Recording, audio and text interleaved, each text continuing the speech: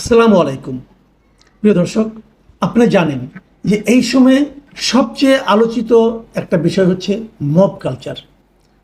মানে কিছু লোককে একটা বিশেষ রাজনৈতিক গোষ্ঠীর সমর্থক অথবা স্বৈরাচারের দোসর অথবা ফ্যাসিবাদীর দোসর এই ধরনের কিছু একটা বলে তার উপর চড়াও হওয়া, তাকে মারপিট করা এবং তাকে নিয়ে গায়ের জোরে থানায় নিয়ে যেয়ে থানার ওপর প্রেশার দেওয়া যে একে গ্রেপ্তার করা হোক বা হোক না, অথবা অনেক সময় তাকে পিটিয়ে মেরে ফেলা, এটাও হতে পারে।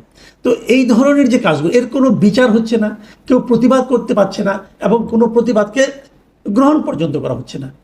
এই বিষয়টাকে বলা হচ্ছিল মব, এবং এই মব কালচার এই সময় একটা মারাত্মক ক্যান্সারের মতো আমাদের সমাজের মধ্যে এসে দাঁড়িয়েছে।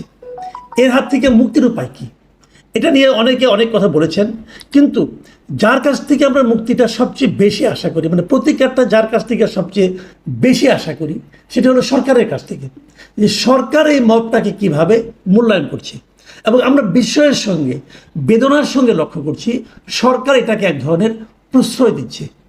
কেন প্রশ্রয় দিচ্ছে সে আলোচনায় আমি আসছি। আমার যে ধারণাটা, তারা কেন প্রশ্রয় দিচ্ছে, এটা আমরা দেখতে পাচ্ছি এই কারণে যে সরকারের বিভিন্ন লোক, আমি আপনাকে সিম্পল একটা উদাহরণ দিয়ে বলি, এই সরকারের গুরুত্বপূর্ণ কয়েকজন ব্যক্তি মব নিয়ে কি বলেছেন সেটা আপনাদের একটু আমি ধারণা দিই।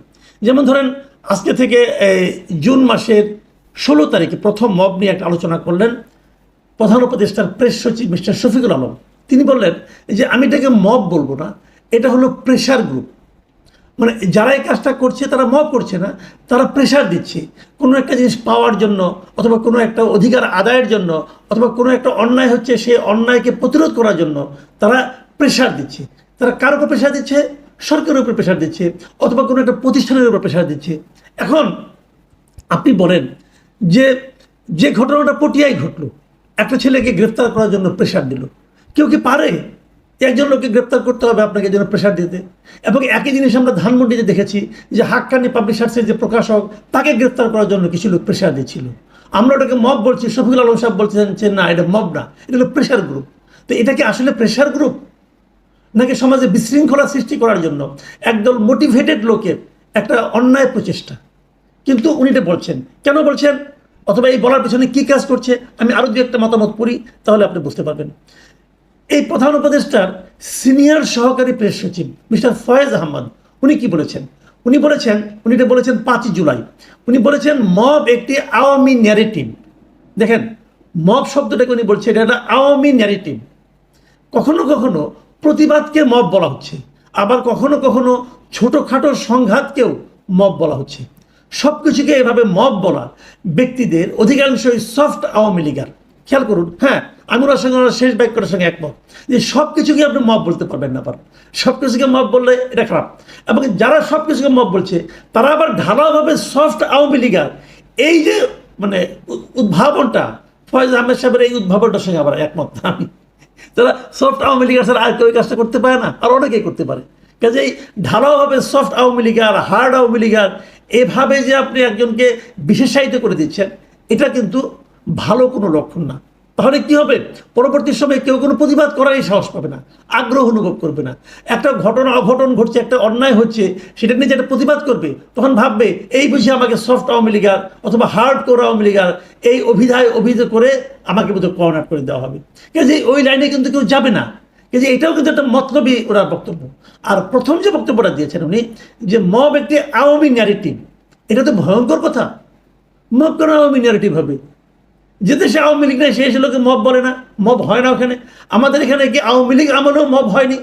হয়েছে। তাহলে আওয়ামী ন্যারেটিভ কেন হবে? এখন আপনারা বলে যা কিছু আপনার বিপক্ষে যাবে, যা কিছুকে আপনি জবাব দিতে ব্যর্থ হবেন, সেটাই আওয়ামী ন্যারেটিভ হয়ে যাবে। আপনি এটা ভাবছেন কেন? এই ভাবনাগুলো ঠিক না। কিন্তু তারপরে ওরা জেনে শুনে এই কাজটা কেন করছেন সেটা নিয়ে আমি একটু বলতে চাই। তো সেটা মূল কারণটা আমি যেটা মনে করি, এইগুলি বলা হচ্ছে এই কারণে যে এই ঘটনাগুলি ঘটানোর মাধ্যমে, মানে এই ঘটনাগুলি যে ঘটছে, আমার কাছে মনে হয় এর পেছনে সরকারের এক ধরনের আশকারা আছে, এক ধরনের প্রশ্রয় আছে। সরকার যেন বলতে চাচ্ছে যে এই ধরনের ঘটনা আরও ঘটুক। ঘটলে কি হবে? ঘটলে যে জিনিসটা হবে, সরকার বলতে পারবে যে আইন শৃঙ্খলা পরিস্থিতি আমাদের নিয়ন্ত্রণে নেই, এবং এক্ষেত্রে পুলিশ সম্পর্কে একটা ঢালাও কথা বলা হয়ে থাকে যে পুলিশের নাকি মনোবল ফিরে আসেনি, পুলিশ নাকি সক্রিয় হচ্ছে না, পুলিশ নাকি 100% দিচ্ছে না। অতএব পুলিশের অবস্থান নিয়েও কিন্তু নানা ধরনের তারা দুঃখ প্রকাশ করছে, হতাশা ব্যক্ত করছে, এবং সে কারণে বলছে যেহেতু পুলিশ সক্রিয় হতে পারছে না, অতএব পুলিশকে সক্রিয় না করে আমরা নির্বাচন কিভাবে দেব। মানে মোদ্দা কথা হলো নির্বাচনটাকে আরো বিলম্বিত করা, আরো পিছিয়ে দেওয়ার একটা পায়তারা এই কথাগুলির মধ্যে আছে বলে আমার কাছে মনে হয়েছে। যে কারণে তারা এভাবে মবকেই বরং প্রতিহত করার পরিবর্তে গ্লোরিফাই করার চেষ্টা করছেন। আমি আরেকটা মব নিয়ে কথাটা বলি। এইটা নিয়ে বলেছেন আমাদের উপদেষ্টা, তথ্য উপদেষ্টা মিস্টার মাহফুজ আলম। উনি কি বলেছেন শুনুন আপনারা। উনি বলেছেন বাংলাদেশে প্রথম মব ভায়োলেন্স হয়েছিল বিহারি জনগোষ্ঠীর উপর। মানে উনি মুক্তিযুদ্ধের কথা বলতেছেন। তারপরে মব হয়েছে ছাত্র ও তরুণ মুক্তিযোদ্ধা, অথচ মুজিববাদ বিরোধীদের উপর। বাংলাদেশের প্রতিষ্ঠিত রাজনৈতিক দলগুলোর সরাসরি ইন্ধনে গত 53 বছর মব হয়েছে ধর্মীয় সংখ্যালঘুদের উপর। মবের ডেফিনিশন স্ট্রেচ করলে তথাকথিত জনতার আদালত, জনতার মঞ্চ, 96, 28শে অক্টোবর, শাহবাগ সবই মব জাস্টিস, মব ভায়োলেন্স। মানে উনি মব ভায়োলেন্সকে এত দূর ছড়িয়ে দিয়েছেন যে এটা নিয়ে আসলে কথা বলতে গেলে না একটা অনুষ্ঠানই করা লাগে। মানে এই ভদ্রলোক মাঝে মাঝে খুব ভালো কথা বলেন, আমার কাছে ওকে পছন্দ হয়। পছন্দ হয় এই কারণে কি উনি কিছু মৌলিক কথাবার্তা বলেন যেগুলো আগে কেউ বলেনি, উনি বলেন। এটা ভালো, ওনার পড়াশোনার একটা আগ্রহ আছে এটা আমি মনে করি। কিন্তু আগ্রহ থাকা এক জিনিস আর পড়াশোনার ডেপথ থাকা আরেক জিনিস। উনি কার সঙ্গে কাকে মিলিয়ে ফেলছেন এটা আমার কাছে ক্লিয়ার না। 28শে অক্টোবর কি হয়েছিল ভাই? ওটাকে মব হয়েছিল। 28শে অক্টোবর ঢাকা শহরে বিএনপির যে মহাসমাবেশ সেটা কি মব ছিল? ওটাকে যে ভেঙে দেওয়া হলো সেটাও কি মব ছিল? সরকার ভেঙে দিয়েছে, মব টপ কিছু না এখানে। আবার শাহবাগটাকে নানাভাবে বিশ্লেষণ করা হয়। হ্যাঁ, শাহবাগ নিয়ে অনেক আলোচনা হতে পারে, সমালোচনা হতে পারে, কোনো সমস্যা নেই, সেটাও মব জাস্টিস, সেটাও মব ভায়োলেন্স। জনতার আদালত যেটা ছিল, জনতার আদালত কোনটা ছিল আপনাদের নিশ্চয়ই মনে আছে, যে জাহানারা ইমামের নেতৃত্বে একটা আদালত হয়েছিল, গণ আদালত বলা হয়, ওটাকে বলা হয়েছিল যে যুদ্ধ অপরাধীদের বিচারের জন্য। সেটাকে উনি বলছেন মব ভায়োলেন্স। জনতার মঞ্চ সেটাকেও বলছেন মব ভায়োলেন্স। এবং বিহারিদের উপর মব ভায়োলেন্স হয়েছিল, এটা ভাই আমার কাছে ক্লিয়ার না। মুক্তিযুদ্ধের সময় উনি কোথায় ছিলেন, কীভাবে ছিলেন, তখন জন্মই হয়নি। তো বিহারিদের উপর কী মব ভায়োলেন্স হয়েছিল? তাহলে পাকিস্তানিরা যে আমাদের উপর, ওটা কিন্তু যুদ্ধ, একটা কথা মাথায় রাখতে হবে, একটা যুদ্ধকালীন সময়ের অনেক কিছুকেই কিন্তু আপনি এই মব ভায়োলেন্স কিন্তু কোনো যুদ্ধকালীন সময়ের কোনো ঘটনা না, এটা মাথায় রাখতে হবে ভাই। মব ভায়োলেন্স হয় শান্তিপূর্ণ সময়, যখন আইন শৃঙ্খলা দেশে বিরাজ থাকে তখন হয় মব ভায়োলেন্স। কাজেই আইন শৃঙ্খলার মতো থাকে, বাট তারা এই ধরনের ভায়োলেন্সকে প্রতিহত করে না, এটা হলো মব ভায়োলেন্স। আমি এই আলোচনাটা সংক্ষিপ্ত করি, আলাপ করলে অনেক করা যায়, এত আলাপ করে লাভ নেই।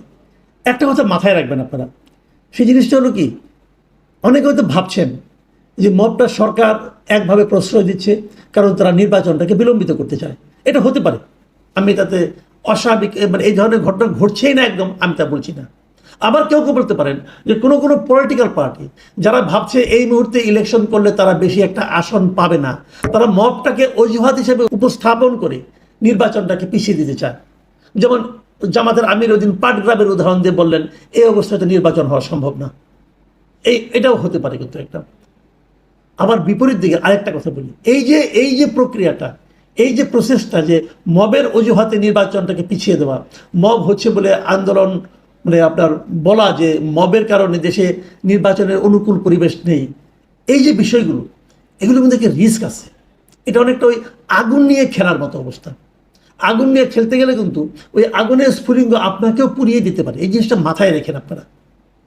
কারণটা কি আপনারা মাথায় রাখবেন, মনে রাখবেন, আর্মি কিন্তু একটা বিষয়ে, আমাদের সেনাবাহিনী কিন্তু একটা বিষয়ে খুব দৃঢ়ভাবে প্রতিবাদ করেছিল, সেটা হলো মব। তারা বলেছিল তারা কোনো অবস্থাতে মব হতে দেবে না, মব ভায়োলেন্স হতে দেবে না। তারপরে যদি মব এভাবে চলতে থাকে সেটাকে আর্মি কীভাবে রিয়েক্ট করবে একটু প্লিজ মাথায় রাখবেন। কারণ পরবর্তী সময়ে কিন্তু বলতে পারবেন যে এটা তো আর্মির করা কাজ না। হ্যাঁ, আর্মির তো অনেক কিছুই কাজ না।